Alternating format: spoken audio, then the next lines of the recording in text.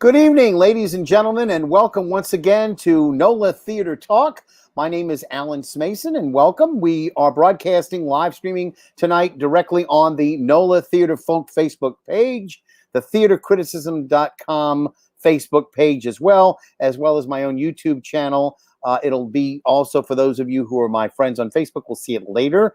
You can share it, whatever you need to do. Tonight is a really exciting time because we are inviting to take part in tonight's conversation both people who are very closely associated with Rivertown Theaters for the Performing Arts. First of all, we're going to have both of them on at the same time, and whether or not they can both stay with us remains to be seen, but I think that they will hopefully try to be as long as they can. But the first person we're going to talk about is Gary Rucker, and also, of course, our other guest is going to be Ricky Graham. Now, both of those are very famous people, I guess you might say, in New Orleans in terms of acting, in terms of comedy, and in their honor, both, I decided to wear my my Three Stooges tie. So hopefully we're not the Three Stooges tonight, but here we are, Ricky, Gary. we're the three together. We're the okay. All right. So in any event, I just wanted to let everyone know that if they want to, let us know if they're making a comment or something like that. They should go to StreamYard.com/Facebook, and that allows you to put your name through the third party of Facebook to go to StreamYard. So StreamYard will recognize you, will recognize your name. So if a particular person wants to say, hi, Gary, or hi, Ricky, you can do so. But if not, it's going to show up as Facebook user or something like that. Thank you all for being on the show tonight. It's really important that we keep these lines of communication open. And I was so delighted to see the season that's coming up. Now, I know we're going to talk a little bit about the show that's going to come up first, though. But I did want to say that both of you are involved as directors coming up in the 2021 to 2022 season. And I know that's been something that you all have been doing all along. Of course, Ricky, you started out doing your own shtick, et cetera, doing your own material, and not necessarily becoming a director of other people, but you have risen to that occasion on many a time. And Gary, you also started out as an actor and now have been doing a large share of directing duties as well. So we want to appreciate the fact that you are here on behalf of Rivertown, but also essentially talking about the shows that are going to be I guess you might say headed up by you as the directors. And so it's important to talk about your work as actors, but also what we're differentiating tonight is, although we'll talk about the work you've done on stage, but the work sort of off stage as well that you're going to be doing as the people who have been casting and manipulating, if you will, the actors, making sure that they do their very best job. So I would love to first off, again, welcome. I'd like to first off, Gary, talk about the shows that you're going to be having for this next season. And again, you just had the seasons announced, so people who do not know yet where to go, this is the place where to go, correct, for Rivertown tickets? Yeah, that's if you want to buy tickets to any of the shows. So right now, the only single seats you can buy are for Joseph and the Amazing Technicolor Dreamcoat, which opens in 2 weeks. All the other that's not part of the subscription season as far as it goes. That's single, right? You can buy single tickets now, or you can add it onto your season package. You can do both. Okay. But since it was such a close show, it's like we're offering it as part of the package right now. But some people aren't going to get their brochures till after Joseph closes.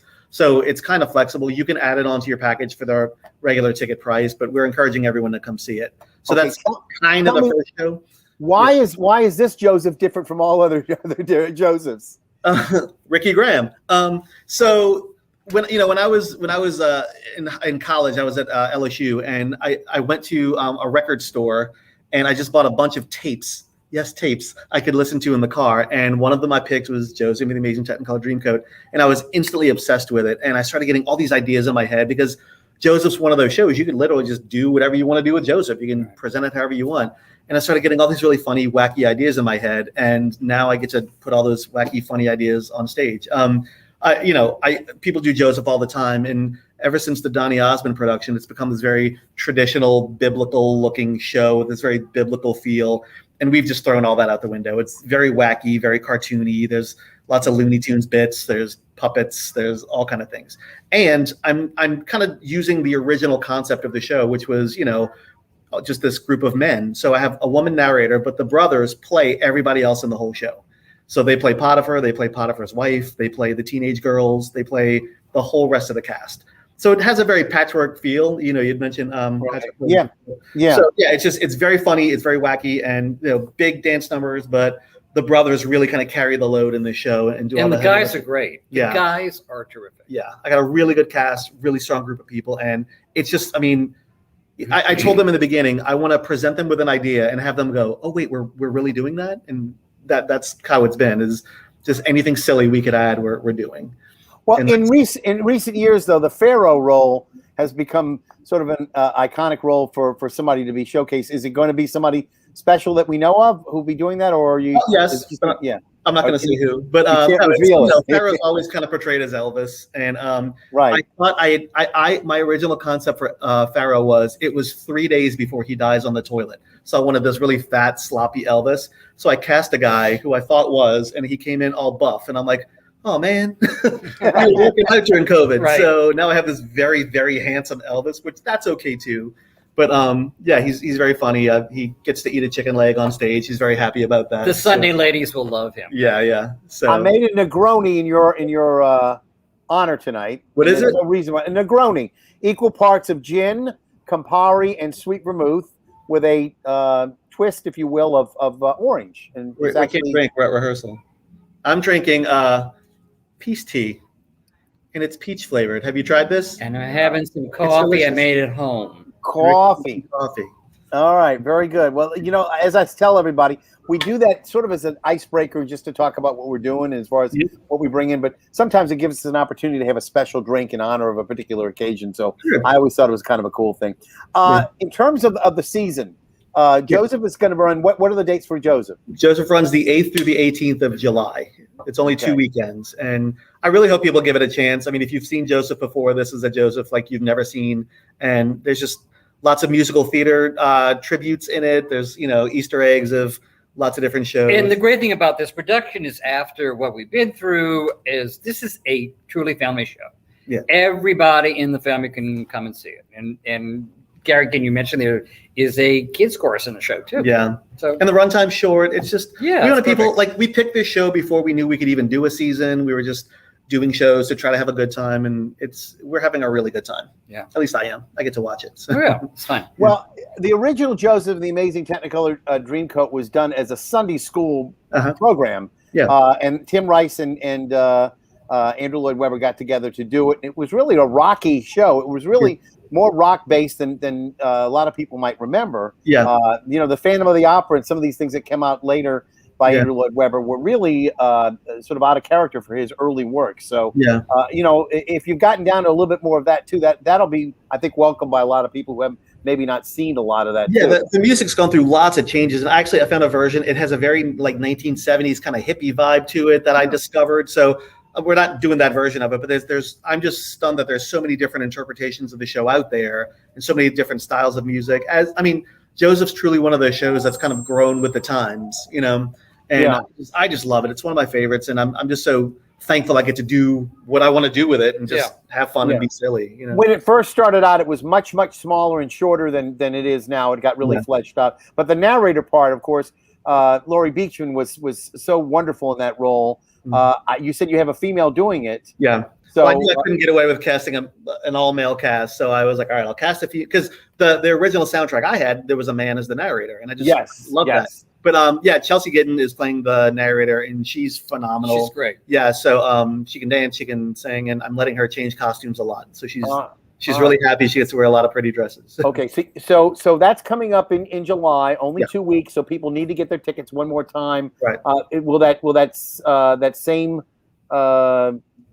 link for the tickets that I put up earlier? That takes you to all the seats that are available. That's all the, or they can call 461-9575. Is that right? 9475. 9475. Yeah. Yeah. So there it is. If you want to check it out, www.tix.com, ticket-sales, Rivertown Theaters /4053. And there's a link on the home. I'm sorry. There's a link on the homepage. If you just go to rivertowntheaters.com, Right. There's a link. It says purchase tickets. You just click that link and it takes you right there. So. All right. Let's get into the nitty gritty. Let's talk All right. about your 7-show season. And Okay. we'll talk about the differences in terms of packages, etc. As you said, Joseph will be the first. Yeah, it's an add-on. Yeah. You can add that on. But Yeah. for those people who are just going to get 2021 to 2022 past the summer, the 7-package show is this, right? Yes. Hello, Dolly, being directed by Ricky Graham. Mhm. Cabaret being directed by Bryce Slocum. Correct. Elf being directed by Gary Rucker. Yeah. Nonsense 2 by Gary Rucker. Drowsy Yes, Rita. Chaperone by Gary Rucker. Boy, you had a little run there. Then Matilda's going to be directed by your co-artistic director, Kelly Fushi. Yeah. And finally, once again, Ricky Graham returns with Mary Poppins. That's Mhm. all 7 shows. That's right. And again, Ricky Graham is starting and ending that season. Gary's in the middle, as is Bryce, as is your partner in crime, as it were, Kelly Fushi, who is. I don't like saying co-artistic that I'm going director. to end the season.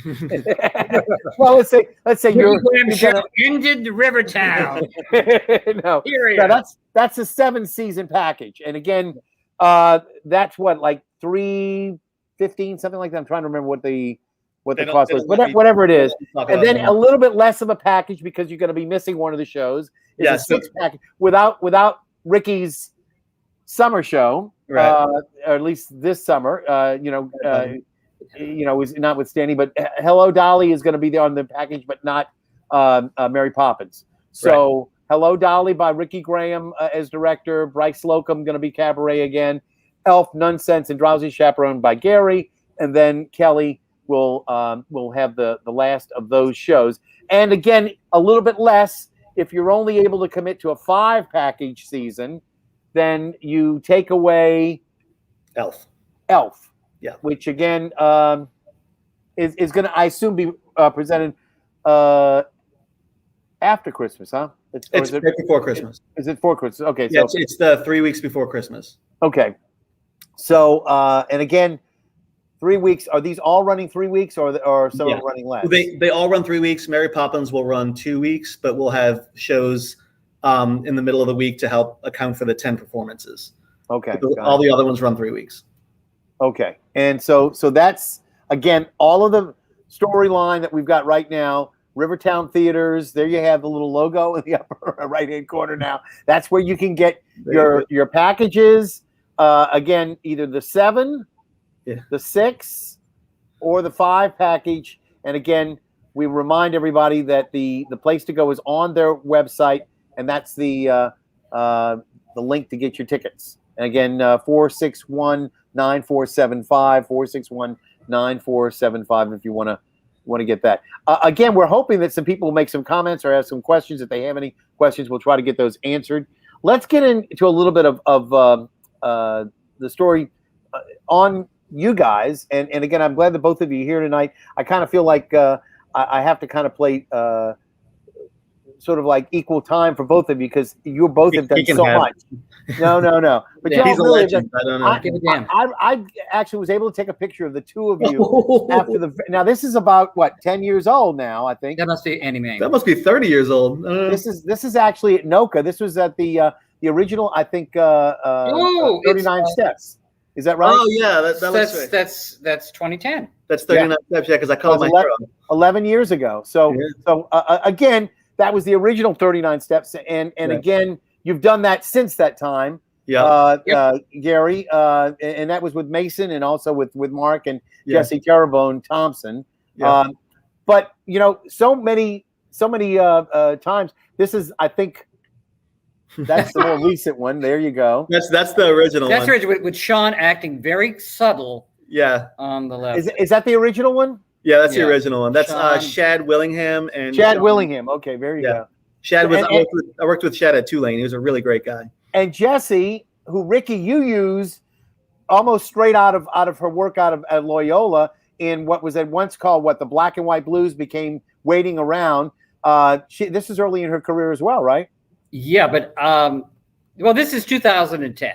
Yeah. But I worked first with Jesse on a revival of a show that Fred and I wrote called Nighttime Naughties, which played at the True Blue Theater in 2001, maybe. Mhm. Yeah. Like that. And that was the first time I met Jessie. She had just come right out of Immaculata. Mm.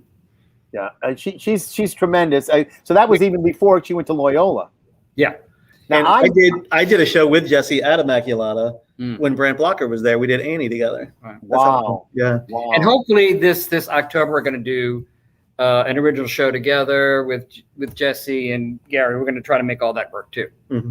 Oh, that sounds fantastic. Yeah. Well, I have to say, she's one of the best actors we've got around. I mean, wonderful. She's also now acting the role that she loves, I think, more than anything else, which is a mother. Yeah. But it's great when she and her husband are able to work together. Last year, we were able to get the two of them involved in one of the John Bigonet plays that they did, which was Mold, and they were able to step in and handle those roles so beautifully. And I really think about the fact that the first time I ever saw Jessie, and again, I didn't see her at Immaculata, but when I saw her perform in How I Learned to Drive, which is, I think, Paula Vogel, I was just astounded at the depth of her performance. And I said, this is a girl who's going to really take off. She's going to, and true to my prediction and true to her acting talent, she did fantastic. So, but you've worked with a lot of other, fantastic talents too.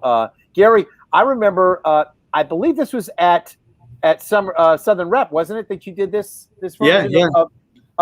And again, that's Maureen McConnell's Bud McConnell's wife and Laura Grice. Again, that was That's God of Carnage.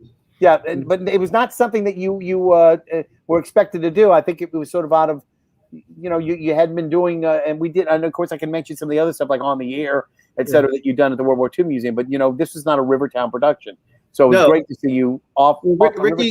Ricky directed that, and I have to say, Ricky really fought for me for that show because I don't think anyone necessarily would have thought of putting me in that. And Ricky was just really confident I can do it, and I had a great time. I mean, that was Spud was in it. It was just a great ensemble, and I'm really thankful for that opportunity. Yeah. I mean, people think of me, it's like, oh, Gary does song and dance stuff, but I'm like, no, I can do other things. It was terrific, and because the first time I ever saw Gary was at Tulane Shakespeare. I saw Gary do Shakespeare. That's what he did. I finally met him. You were remember it was at True Brew. Yeah. You were doing something and said, hey, you're good. Now I'm going to do a show. And you said, yeah, well, put me in the show. Yeah. And and look at us now. Yeah. Why did I? Yeah. But, Gary, and I just want to say, Gary is one of the best Shakespearean actors. He and Gavin and Sean are three of the best Shakespearean actors I've ever seen. And I went to London, England. So, and the thing is, you forget about that because there are things you have to do. We can't all do Shakespeare all the time, and you have to do stuff, But fortunately, Gary has that underpinning of knowing what he's talking about with characterizations, even in something as simple as Joseph. He can give you some little character thing to help work, and that just comes from experience. Yeah, and so Shakespeare Fest, man, that was some of the best times of my life. I mean, I got to work with some of the best people, and I was always so proud of what we did there, and I miss it all the time. It's great. That was like 11 years but I did that. Shakespeare has to be funded. Yeah, it has to be funded.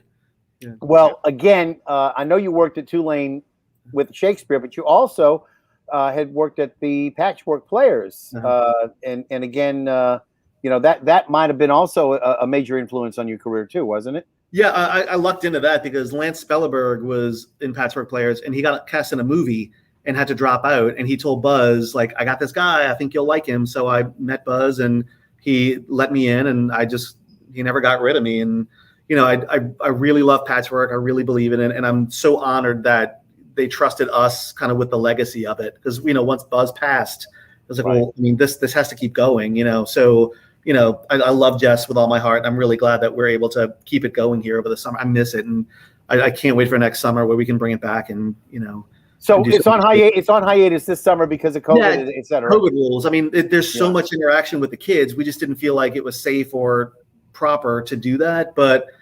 The entire cast is standing by. We still have the box packed away, and we're just ready to bring it back. It's such an honor to get to do that. It's very special. Of course, Ricky, we talk about young people in theater. Nord Theater, right? That was where you had your first start, or what? Right. I started whatever the summer after Betsy was the first year I did it. Was that like 66, 67, something like that? Yeah. Yeah. And that's where I started. And Ty Tracy, right? And I didn't. My mother said, Ty Tracy. Yeah. And in fact, at rehearsal tonight, Sarah McMahon is here because her daughter is one of the kids in Joseph. And we were talking about Ty and how we both learned so much from him as far as like discipline, coming to rehearsal on time, being prepared, kind of being quiet. And then also when you're on stage to, give it everything. So. And Ty Tracy, not a lot of people realize this. Ty Tracy was the first person that it didn't matter who you were, what race you were. If he was putting you in the show, if you were playing sisters and you were of two different races, he didn't care. He just wanted to give that was people back in the 70s. So. Yeah, and I mean that was. I mean, I hate to say it, but that was when I worked with Ty. I'm like, oh, that's okay to do, and it opened my. I mean, Ty taught you things he didn't know he was teaching you. And that was the best part about Ty Tracy. Mm-hmm. I'm sorry, I stepped on your conversation. No. It's true. I love it. But again, I marvel at how many people have gotten, their first start in Nord. Even Peggy Scott Laborde, started at Nord, and a lot of people, have to say how much, of an import, a mentor that he was, an important factor that he was in their lives. Now, again, if anybody wants to leave a comment, it's great. But if you go to StreamYard.com/Facebook, we can see who you are, Facebook users, because maybe they want to stay anonymous. They may want to. That may be the case. I think most of the time when they say hi, guys, it's supposed to be somebody who's saying, hi. Somebody's mama. It might be. It might be Janet Shea for all we know. Yeah. Go ahead. Can I say something else about Ty Tracy?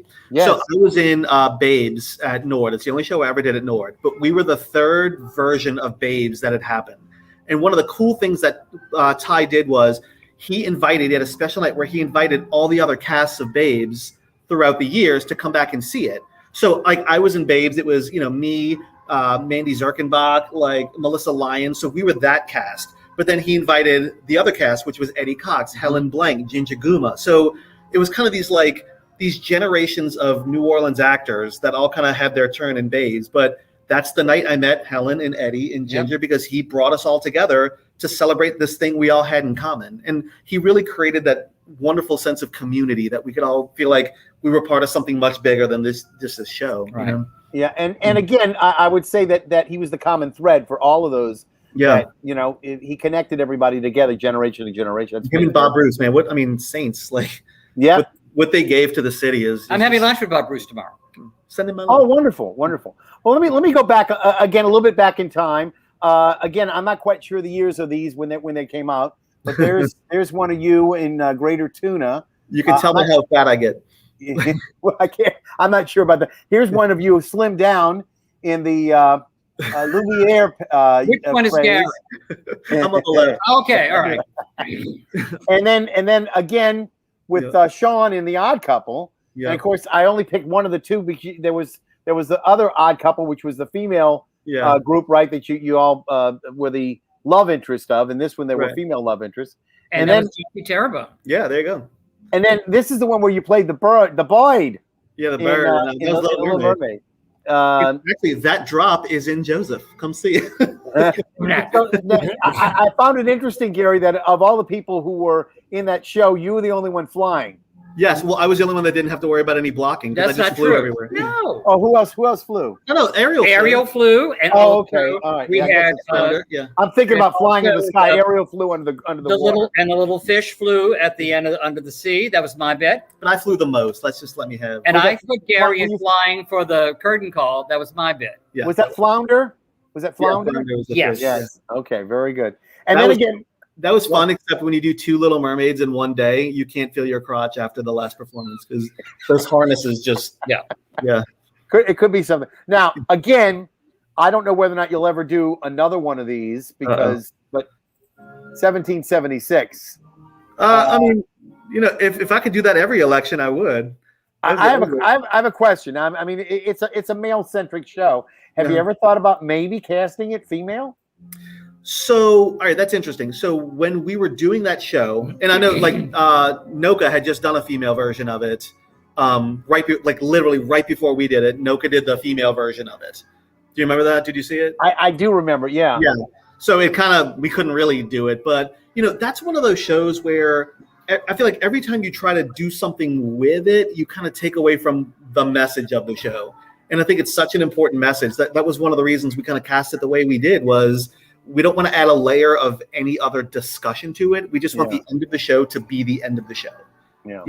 And I mean, most people think like the end of the show was, okay, we get independence. But what people forget is it's on the backs of slavery, because they had to get rid of slavery. And that's, to me, it's a very bittersweet ending. Like, yeah, independence, but like at what cost? It was a compromise. It was absolutely a compromise. We understand that. Yeah, a terrible one. But so we didn't want to apply any other things to think about other than that very important message. So that's why we did it, traditionally. So, well, I just have to say that it's one of my favorite shows.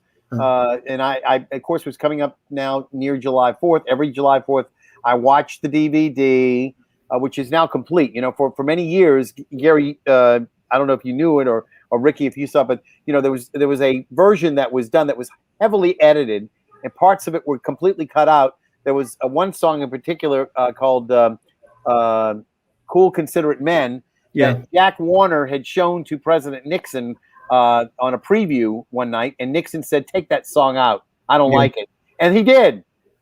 Fortunately, Jack Warner did not have it. The show was not done at Warner Brothers Studios, which he controlled. It was done at Columbia Studios, and whoever it was that was told to cut that film positive out actually kept it, and they were able to resurrect it many years later. But for many, many years, there were scenes that were just missing, and they've actually reconstructed it now to the point where it's complete. And it is a work that is fictional in many ways, because it really kind of makes the signing of the Declaration of Independence a little bit different than it historically was. I mean, a lot of people think that the Declaration was actually signed on July the 4th, which is what's depicted, but it actually wasn't signed until August. Right.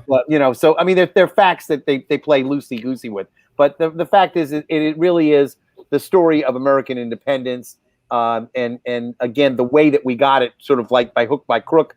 It happens, and again, I happen to think that it's a very important story. Yes, under today's lens of examining the history of racism, et cetera, it takes on other permutations that it probably had not, and maybe we should address those, but we should not lessen the importance of that show, because it is a great show and one that should be enjoyed on its own for. But that number, molasses to rum to slaves, that's powerful.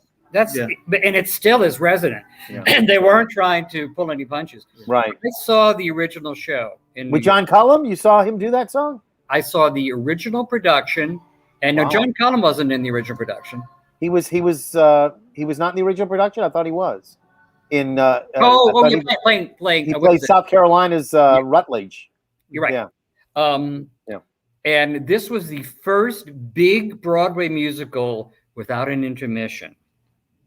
Not only that, a half an hour between songs. Right. Yeah. And the show before the show, there was an announcement that basically said, if there's anything that you have to do it now, because the show has no intermission. So like half the audience got up and went to the bathroom. Oh, Lord. Wow. Well, AJ Allegra directed that for us, and he's a director I love working with. We always seem to do historical plays together. We did Assassins in 1776, and I had absolutely no intention of playing John Adams. I was going to play one of the other roles, and it just kind of fell on me to do it. But as soon as we agreed that I would just take that on, I was like, I better read everything I can find about John Adams, because AJ's probably the best dramaturg in all of New Orleans, maybe even the Deep South. Like, he's so good and he knows everything. And I was like, I better not know something. Like, I need to, and that's one of his gifts, is he really makes you dive deep into the people you're playing and like bring some humanity to them. Even when we did Assassins, like, we had to find something redeemable about those people and and let them play them honestly. And I really appreciate that he does that. Well, again, I'm going back a little bit of a stroll through memory lane right now. So I'm going to go on to a little bit more of what. Well, mostly about you now, but I want to go on to some of the stuff that Ricky's done. And I'm going back in time now. Now, Ricky, this is Steel Poinsettias, which is sort of a takeoff on Steel Magnolias, but with a Christmas theme. And again, right. I know that there's a whole bunch of Michael Sullivan, and you've got Varla, Gene Merman, and I'm trying to see some of the other people in there. Brooklyn Schaefer, yeah. That's Sean Patterson is the Grinch. And Sean Patterson. Oh my God, I can't recognize who that is. Yeah. And then you are what I'm not sure what your character is, but it's it was like the snowman. It was like oh dear, I can't remember the character's name. No. In Steel Magnolias, she's the mayor. The mayor's wife. Malin. Clary. Yeah. Clary. And I was Clary's snow lady. And here's one from this is a Rivertown production, is it not? That has to be rehersal because that was a rehearsal. I'm Robin on the left, but I don't have a wig on. So that was a rehearsal. Right. Yeah, that was Mike Harkins in the middle. Mike Hawkins, and what a great actor he is as well. Another one could do anything. It's such a sweetheart. Yeah, and that's Mark Fucci's ear. Yeah, his ear. Okay, I got I see it now. Yeah, we didn't have it. And speaking of ears, as in a rabbit, we have Harvey. Yeah, there's the big one. The Brown Show.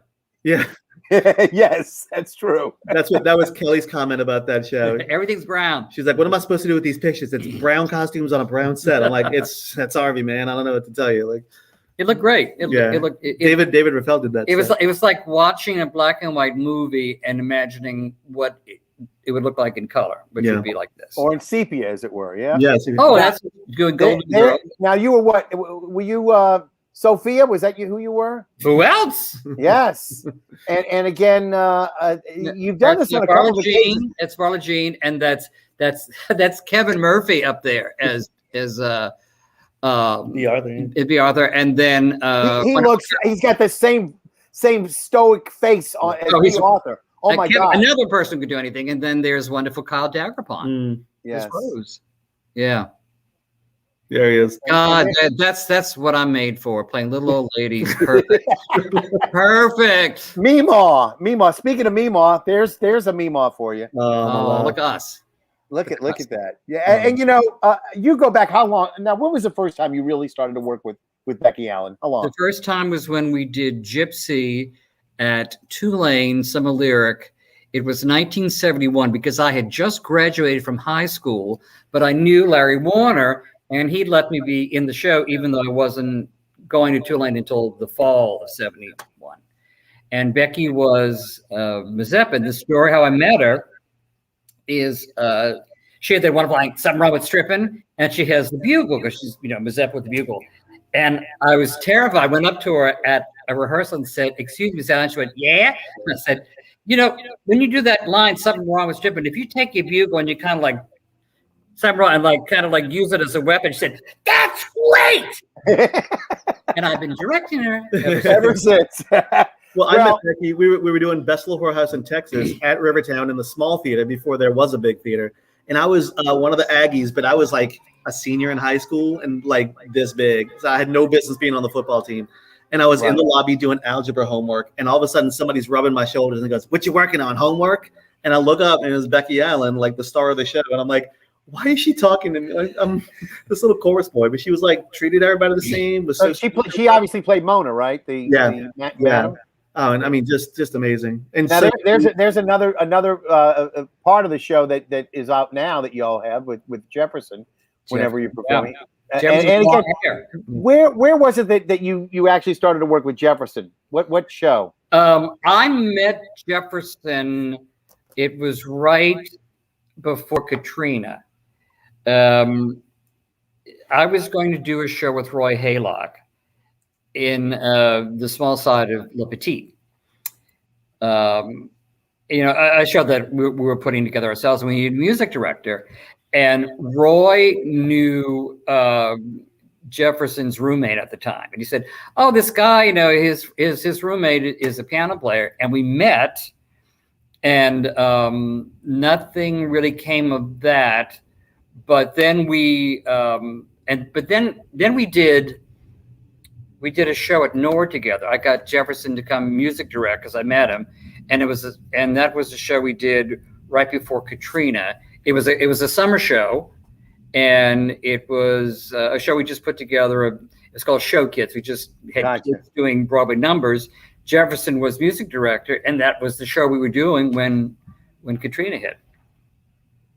Yeah, and Katrina killed a lot of the. I mean, Katrina basically did away with NORD. I mean, in terms of the theater there. So I know it's named after Ty. They still have a theater there, but I don't know that it's being used other than by. I think Anthony Bean now is using it from time to time which is great that it's being used.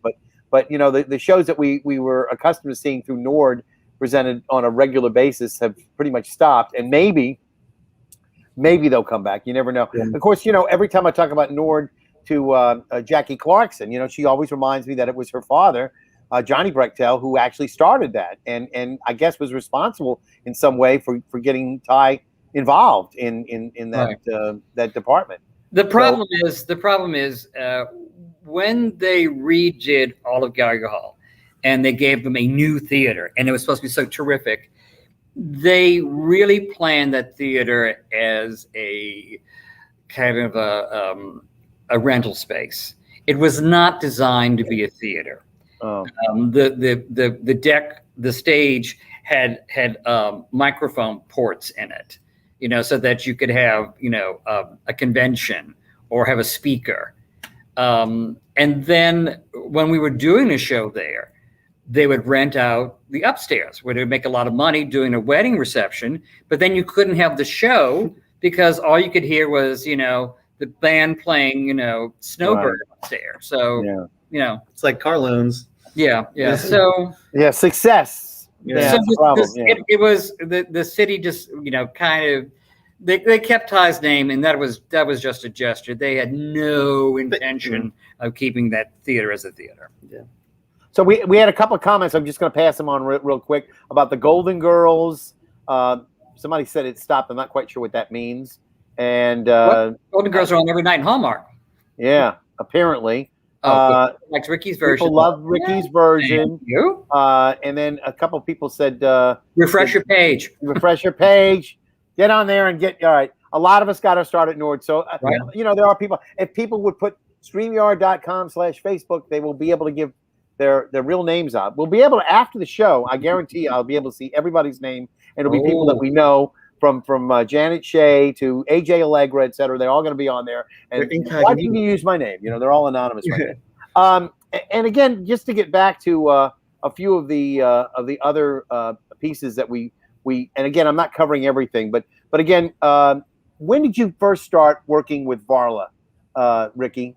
It was 2006. It was right after Katrina, because Jeff Robeson had done Varla had done a video with Martin Covert. You know, he did all those wonderful videos, and Jeff was going to do a version of Hush Hush Sweet Charlotte called Shut Up Sweet Charlotte, and he needed someone to play the role of Velma, the role that Agnes Moore had played. Sure. And so he was talking to Cecile, who was Martin's wife. And she said, why don't you ask Ricky Graham? He said, I can't ask Ricky Graham to do a small role like that. And said, sure. So he called me and I said, you're going to pay me? Sure, I'll do it. And then about a week later, unfortunately, the guy from San Francisco, who was a good friend of Jeff's, who kind of put the idea together and was going to play the Betty Davis role, he couldn't do it. So then Jeff called me a week later and said, would you like to play Betty's part? And of course, you know, I had actually been doing, you know, my Betty Davis imitations and stuff with Becky and Freddie. And so that's how that happened. And we've been working together ever since. The rest is history. Well, I mean, you've done so many wonderful shows. You know, and again, Jeff Roberson is the counterpart, if you will, to Varla Jean Merman. But you know, I mean, this is, I think, Hello Darlin'. That's Hello Darlin'. I mean, that's the other one was Dixieland, which was about the Mouseketeers, etc. Oh yeah, that was fun. And you know, again, this is really a New Orleans centric thing. Now, of course, Varla is not really from here, but I think has adapted to be from here because just from Natchitoches, so that's close enough. Close enough, yeah. But and he spent sort of time here, and also now he lives in Florida. He got married, and he lives in Florida. So but he comes here often, and we want to get him back to do a Golden Girls after. Yeah, we're trying, yeah. Yeah, everything gets settled. We'll do another Golden Girls. I loved When You're Smiling, which I didn't have any pictures of, but when you do the New Orleans stuff, that I'm Still Here, Me. Oh, this was from the show we did. This was Gary's idea. Gary's idea was to do a show to celebrate the tricentennial, and so this was us. This was a funny. Yeah, there you go. Yeah, we had some funny bits in that show. Yeah, look at us. Well, it's funny. The first time I worked with you was Auntie Mame, and Jeff was in that, so I got kind of a double dose of these two. At like the guy who was in the orange coat who was playing Bienville. That was that's Diavion. That's Diavion, who is in. He's also in Joseph. Yeah, he's great. I love working with him. Yeah, good. And again, that's got to be from what? How long ago was that done? 2018. Yeah, 2018. Okay, so it's fairly recent. That's good.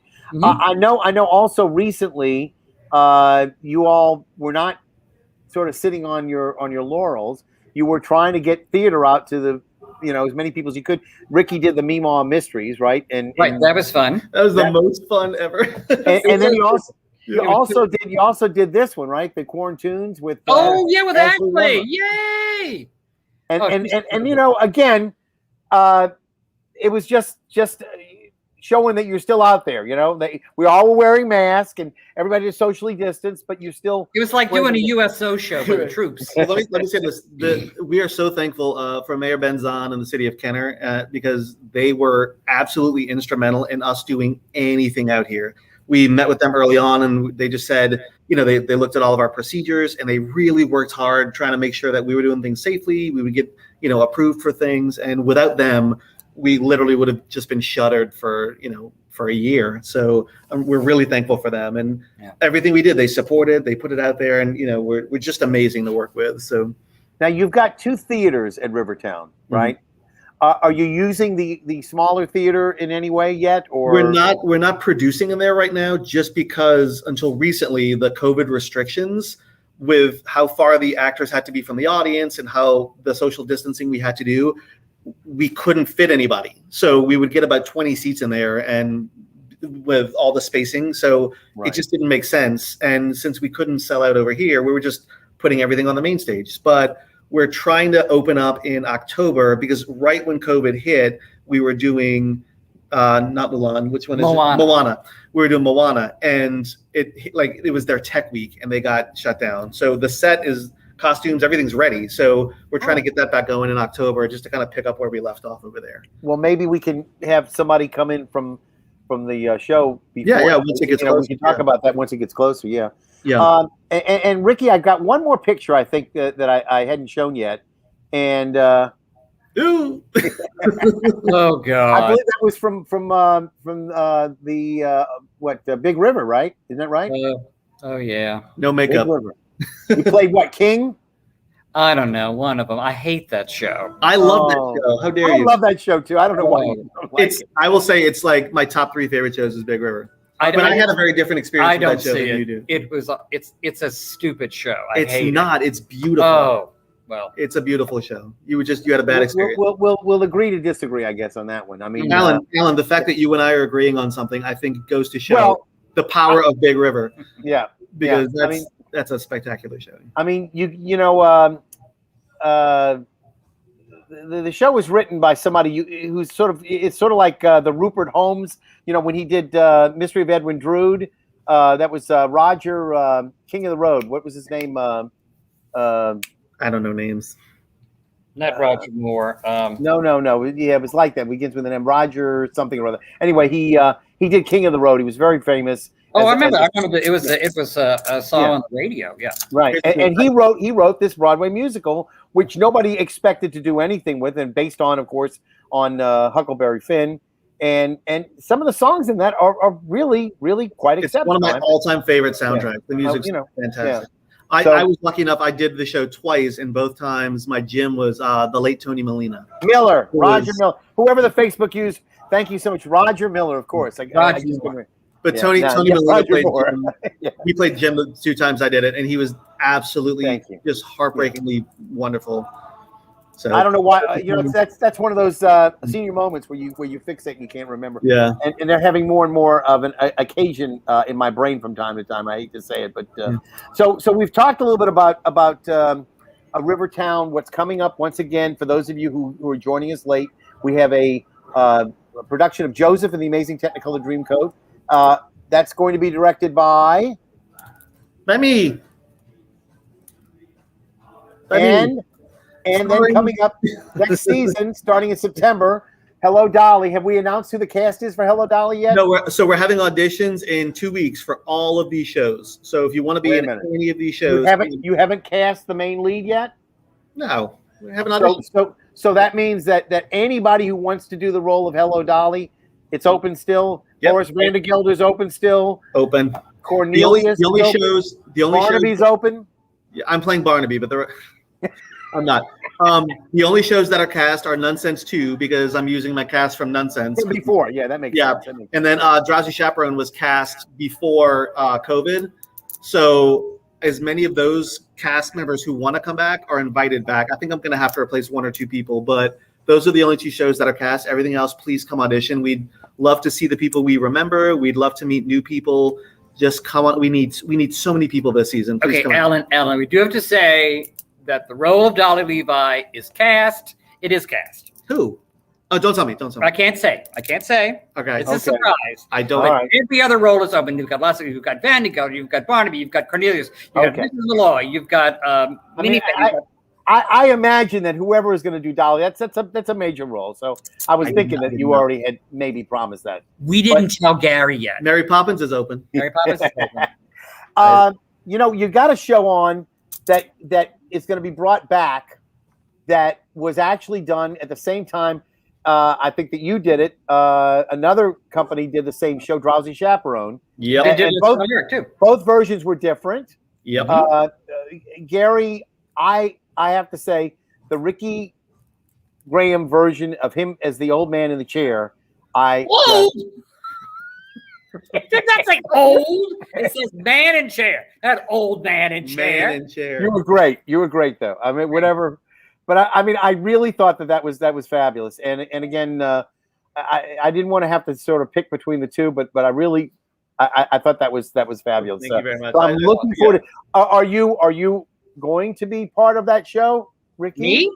Yeah. I'm now going to be the old man in the chair. He's the very old man in the chair. Now I'm the old man in the chair. So that part is cast for Drowsy Chaperone? Yeah. Okay. There's only 1 or 2 roles I need to recast just because a couple of people moved out of town. But and even then, he's got his fingers crossed. Okay. Well, I mean, it's great. It's great that you've still got people who are still around and able to do it, and that's fantastic. So, but it's such a fun show. I can't wait to get back to that. It really is a great show, and you know what? It's a lot of people who may not have seen it. Beth Level, who I now know and is a friend of mine.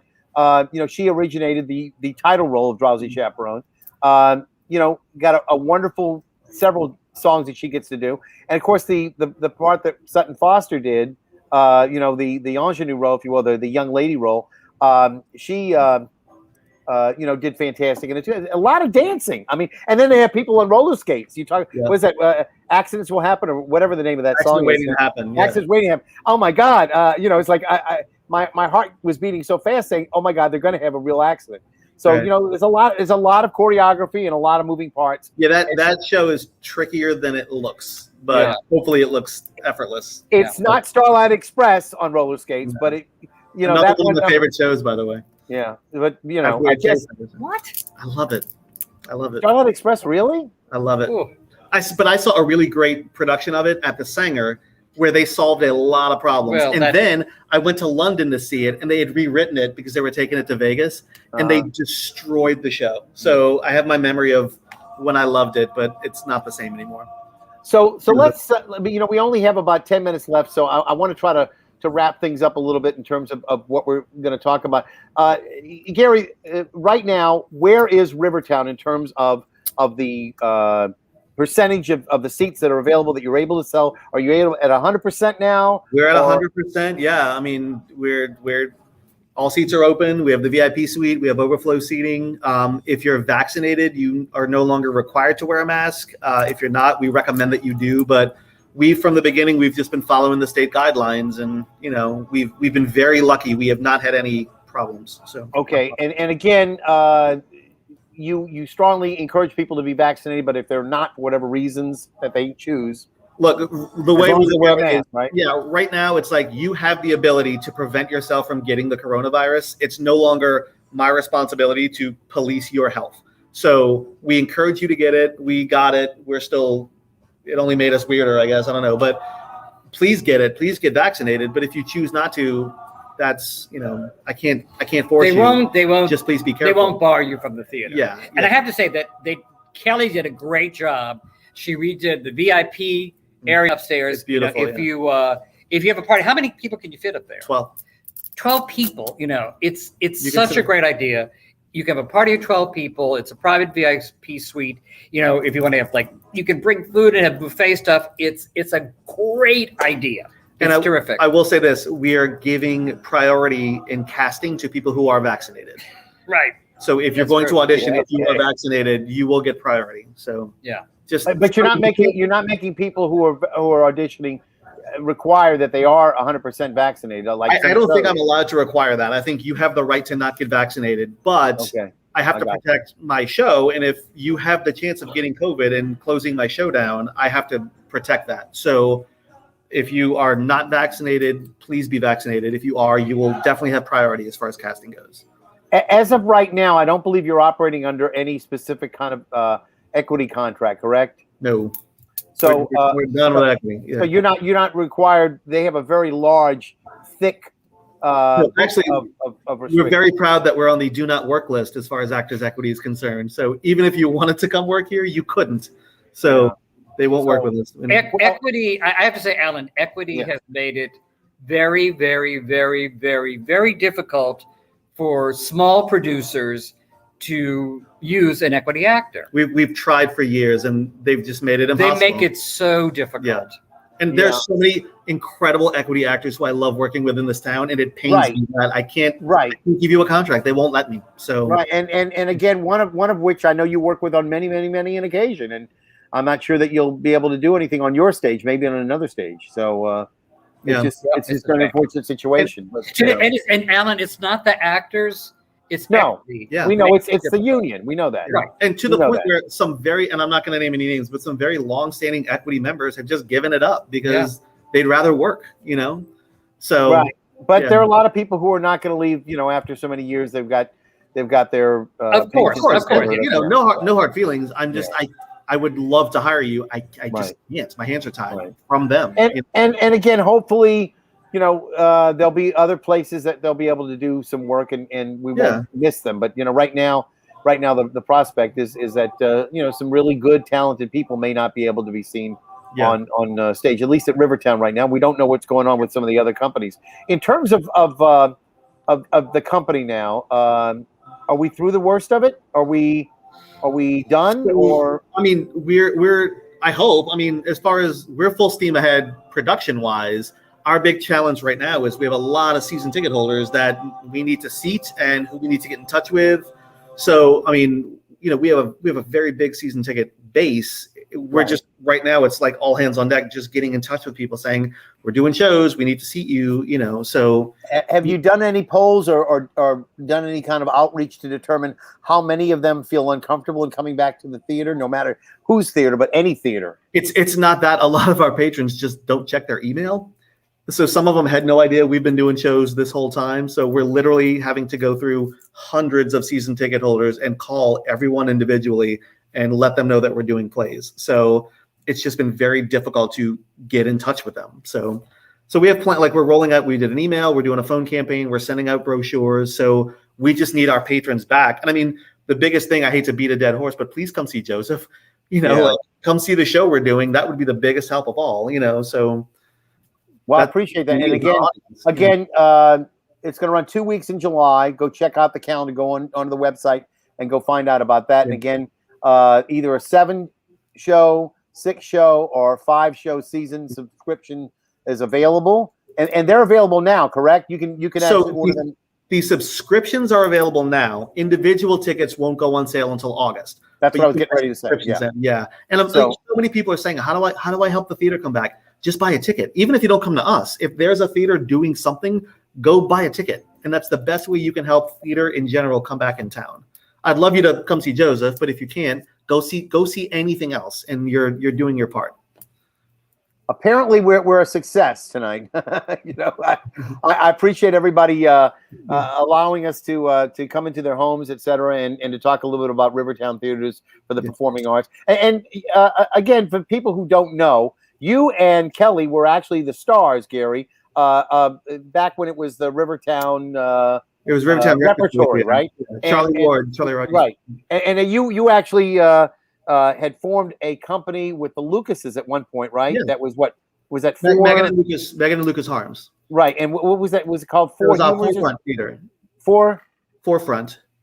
Yeah, right. Yeah. And then later on, you formed Theater 13 with Kelly. Yeah. And then Theater 13 became the producing artistic directors for was Rivertown Repertory, now is Rivertown Theaters Performing Arts. And again, you've had that contract now for what? 10 years. 10 years. I can't believe it. It's 10 years. That's pretty amazing. When you think about it, because I know Charlie was there for 25 years. Yeah. So you think that your run will be as long as his 25? I'll be dead. I'll be dead by next summer. I don't expect to live that long. But no, Charlie, he was here forever, and gave me my start. Like without Charlie Ward, I wouldn't be doing any of this. So I'm really grateful for him. And again, for originally it was a barn, right? It was a barn, yeah. And then they moved into the little the theater right across the way. That was an old movie house, and then Charlie and Aaron Broussard built the theater that we're sitting in right now. So it was the original Jefferson Parish labor of love building a theater was this one, So, but yeah, Charlie he made it all happen and was kind enough to let us act and direct, And Ricky, we hope that you'll have much success directing. Are we going to see? Are we going to see you in any cabaret shows or anything with people like Jefferson or Becky or anybody like that? I'm hoping to do something in October. We're doing something in October. Don't worry. Okay. All right. It's going to be at Rivertown? Yeah. Okay. It'll be on the small side, hopefully. We're going to do that. But then next year, if I can get Jeff to come back in town to do Golden Girls, and I got some other ideas about doing some cabaret stuff. And we're happy to announce Ball and All will be back. And, of course, Ball and All will be back, of course, next year. So. This is, I think, if I'm not mistaken, the 15th anniversary for I'm Still Here Me. Am I right? Oh, yeah. I'm still here, me. I'm still here. I'm just thinking that would be nice to see a show like that again, presented in some of your older shows. And again, congratulations. A lot of people may not know, but Ricky Graham is a published author. That's right. For Scrooge and Rouge is published by Samuel French. Which is, I'm sorry, Dramatist Place. Dramatist Guild, yeah, okay. But it's fantastic that you're a published author now. Yeah. So anything else that you're planning on doing along those lines, or there's a version I did of The Reluctant Dragon with Freddie that Jefferson wrote some other music to, and we actually did. It was during the summer of 2019. We did it at Tulane in the Rogers Chapel, where we used to do patchwork stuff. And we think that there's something there. We're going to try to present it to dramatists to see if they'll publish that one as well. It's really cute. It's cute. How long does it take to get something like that published? We're talking about months or years? To get something published? Yeah. If you present it, they like it, you can get it published in in a month or so. It's just paperwork. Yeah. So it's not like there's a lot of stuff ahead of you. If you can convince them to publish it, that's it. Yeah, they've got readers who read hundreds of stuff every week. So yeah, if it fits something that like a niche that they need or they think it's So we were very lucky. Yeah. So. Again, Rivertown Theaters Performing Arts, folks. They've got their season subscriptions that are available now. Ricky Graham is going to be directing once again Hello, Dolly in September. You'll be able to see him also next summer direct Mary Poppins. Gary Rucker is going to be directing Elf, the musical. I believe he's going to also be doing Nonsense 2, as well as Drowsy Chaperone. Yes, Drowsy Chaperone. And then also Bryce Slocum will be doing Cabaret, and Kelly Fushi will be doing Matilda. And so we've got a whole full season coming up for Rivertown. And again, I want to thank everybody for being here with me. I'm going to ask you guys to just stick around for a little bit while I say good night to everybody. Thank you all for being here tonight. We had a great time. I'm still here, me. And those of you who are wondering, yeah, that's right. We are doing this on the NOLA Theater Talk Show, part of the NOLA Theater Folk Facebook group, theatercriticism.com Facebook page, and also on the YouTube channel. My name's Alan Smason. I hope that you had a good night, and thank you for being here, and I'll see you at the theater.